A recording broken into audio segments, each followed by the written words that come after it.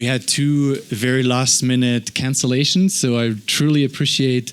Max was available right from the start from ECN, and we thought we ask Mike from ECN also to join us.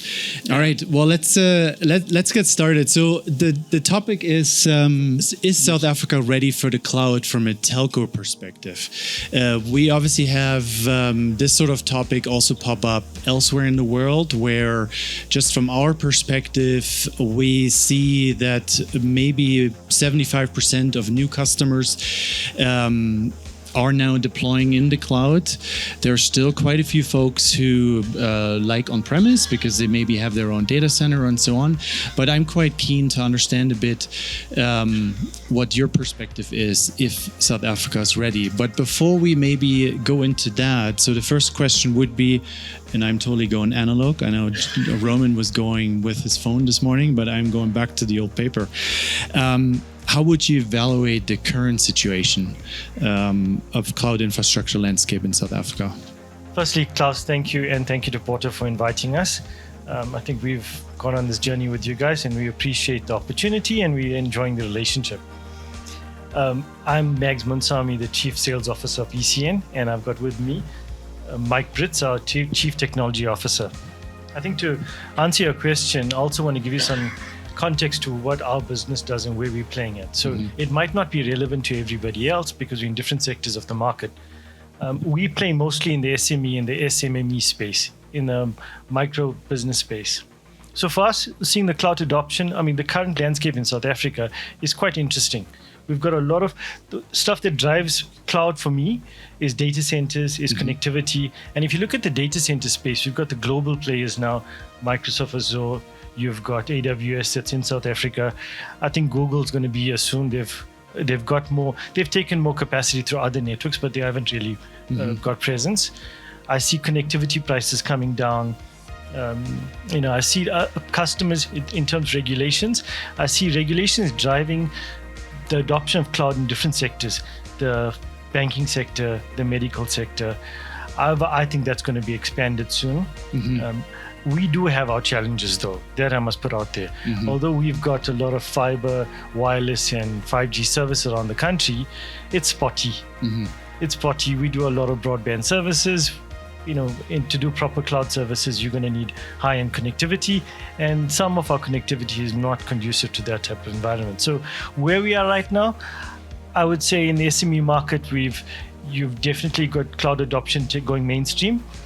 In the enterprise market. In the SME, there's a bit of a hybrid model going on at the moment. A lot of on-premise stuff and some cloud stuff. Certain aspects of cloud going in. So I don't know if Mike wants to add to that.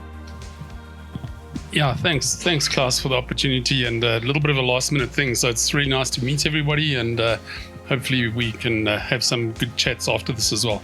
I think when we talk about is South Africa cloud ready? I think, as an emerging economy, I think, the adoption for a country that wants to adopt services quickly, I think the cloud strategy is definitely the way to go. And you can see that by the proliferation of data centers that have exploded on the country. Telecom was here first 15 odd years ago, but as you've seen, I mean, there's a new data center popping up every single day, literally.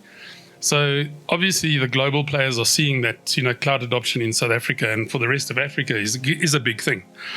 Following on what Mags was saying, the big infrastructure providers are there, the AWSs, etc. But for the SME guys, it's just too expensive. So what you got to do is you got to look at a sort of hybrid model. So if you look at our business, for example, we went down the AWS journey, but the total cost of ownership further down the road, once you start scaling, just becomes prohibitive. So you have to then sort of defer back to a sort of hybrid model, a little bit of on-premise stuff, whether it's, and traditionally what you want to do is host it in one of the bigger data centers, whether it's Africa data centers or a Telecom or one of the big data centers, because load shedding proved very quickly that to manage and run a data center, if you run your own network in your own business, it becomes a massive challenge and a massive cost. I mean, there was phenomenal losses, I think, through a lot of businesses. You could see what the mobile networks were doing in terms of building up infrastructure, etc., to be able to do that. But I definitely think that the cloud adoption in South Africa is definitely happening, and it's going to increase.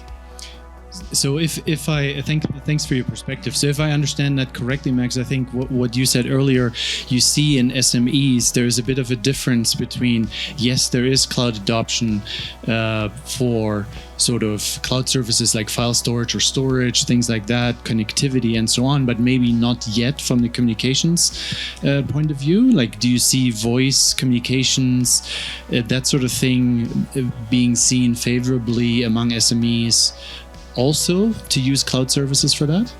Yes, certainly. So in the voice space, I think the SMEs have adopted it. They've lapped that up. So I'm definitely seeing the uptake in voice. I mean, a lot of the voice traffic now for all of us in this room is coming over the internet.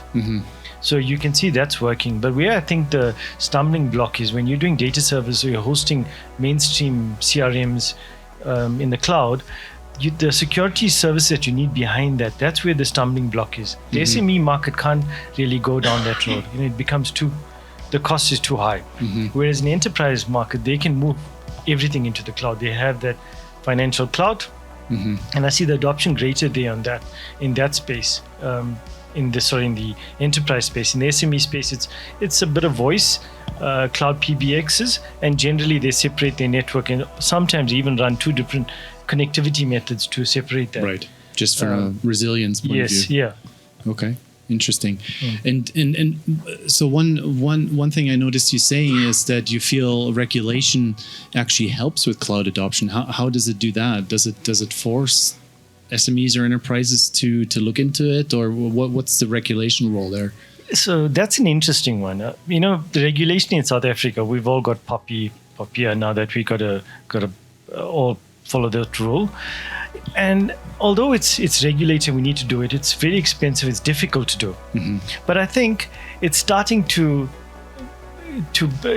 customers in our environment. I'm seeing customers starting to look at how they store their data, how they consume their data, whether it's within the borders of our country. So all of that's coming mainstream. Historically, we just kept it in a box under our desk.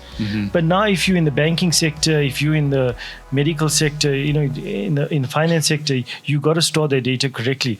So I think in those big industries, I'm certainly seeing the adoption. I'm seeing people move into the cloud, but it's regulation that's driving that.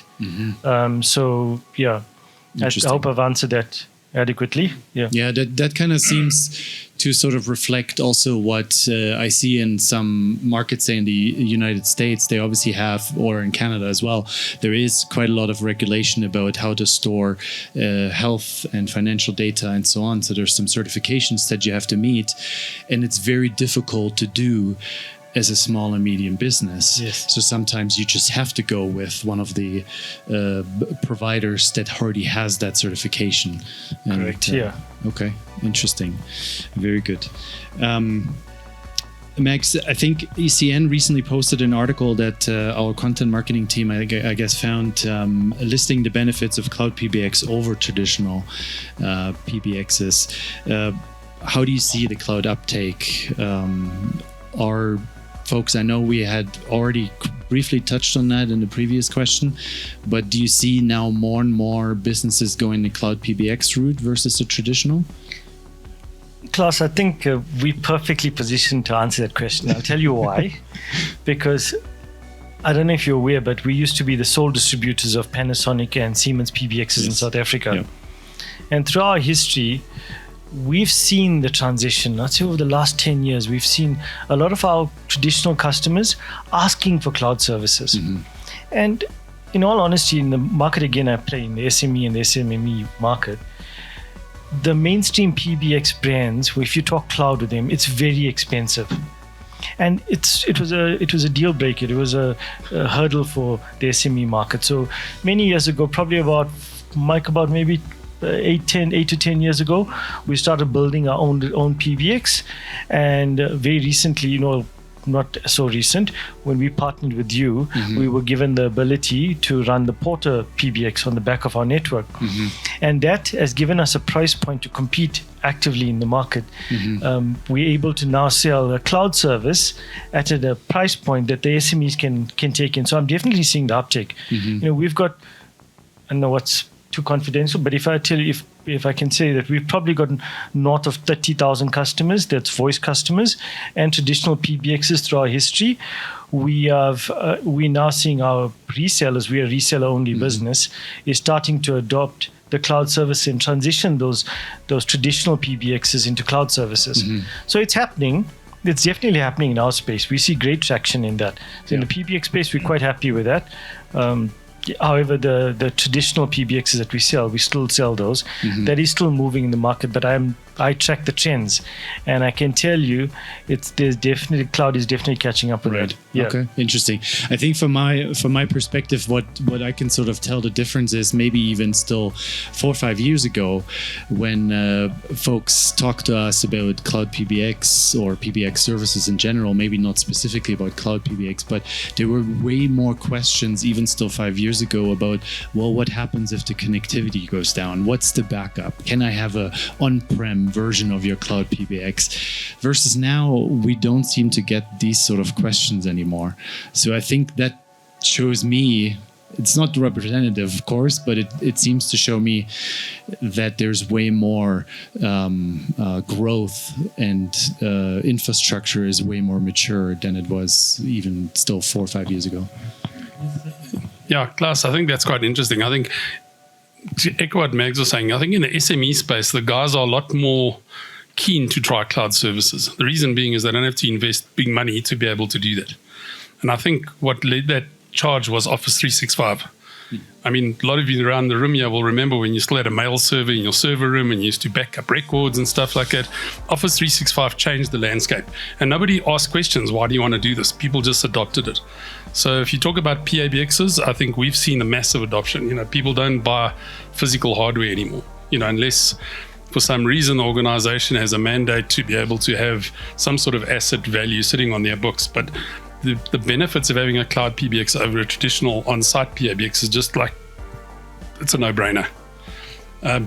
As Meg said, you know, we started off in the early days building our own cloud PBX. And we were very successful with it, and we built it on a very small feature set, because it's great to have a cloud PBX with all these massive UC functionality and all these other things, but in the SME space, people don't need that. They just need the ability to do fairly basic stuff that, you know, you don't need to spend 100 Rand a port to do. You know, and as we know, you know, SMEs in South Africa are under massive financial pressure. So cost of communication is a big thing. So if you can go to market with a fairly inexpensive cost per port PABX, and, you know, we started the journey with Porta in your cloud PBX. I remember it was still called IP-Centrics. It was horrible. Yes.